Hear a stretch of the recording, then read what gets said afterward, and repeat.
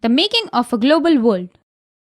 In this topic, we are going to learn about how the world economy rising. During the First World War, 1914 to 1918, the world experienced widespread economic and political instability and another catastrophic war.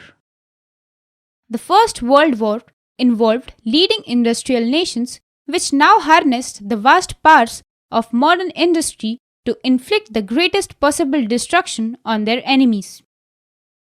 The scale of death and destruction, 9 million dead and 20 million injured, was unthinkable. Most of the killed and maimed were men of working age. These deaths and injuries reduced the able-bodied workforce in Europe. During the war, industries were restricted to produce war-related goods. The war led to the snapping of economic links between some of the world's largest economic powers.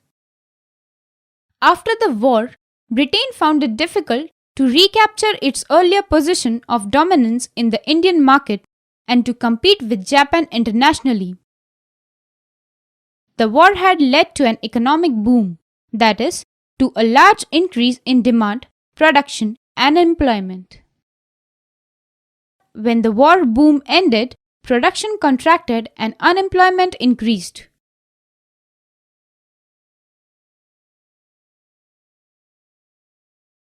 Many agricultural economies were also in crisis.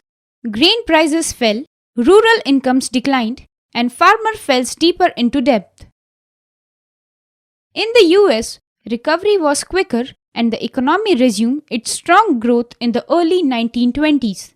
One important feature of the US economy of the 1920s was mass production. A well-known pioneer of mass production in car was manufacturer Henry Ford. He adapted the assembly line of a Chicago slaughterhouse to his new car plant in Detroit. The T-model Ford was the world's first mass-produced car. Mass production lowered cost and prices of engineered goods. In 1923, the US resumed exporting capital to the rest of the world and became the largest overseas lender. By 1929, the world plunged into a depression such as it had never experienced before. But in general, agricultural regions and communities were the worst affected. This was because the fall in agricultural prices was greater and more prolonged than that in the prices of industrial goods. The depression was caused by a combination of several factors. Due to agricultural overproduction, there was a fall in agricultural prices. Many countries financed their investment through loans from the US. By 1935, a modest economic recovery was underway in most industrial countries. In the 19th century, colonial India had become an exporter of agricultural goods and importer of manufacturers. The depression immediately affected Indian trade. India's exports and imports halved between 1928 and 1934. In these depression years, India became an exporter of precious metals, notably gold. Industrial investment also grew as the government extended tariff production to industries under the pressure of nationalist opinion.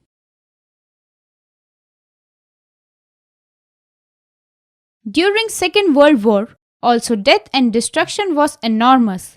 The war caused an immense amount of economic devastation and social disruption. Reconstruction promised to be long and difficult. Economic stability could be ensured only through the intervention of the government. Economists and politicians drew two key lessons from interwar economic experiences. An industrial society based on mass production cannot be sustained without mass consumption. A country's economic links with the outside world. The main aim of the post-war international economic system was to preserve economic stability and full employment in the industrial world.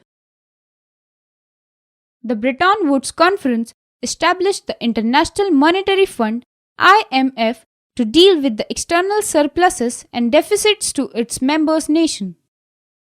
The IMF and the World Bank commenced financial operation in 1947. The Bretton Woods system inaugurated an era of unprecedented growth of trade and incomes.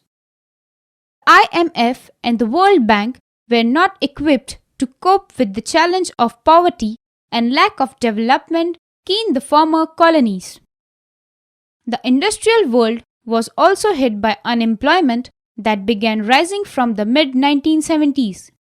In the last 2 decades, the world's economic geography has been transformed as countries like India, China, and Brazil have undergone rapid economic transformation.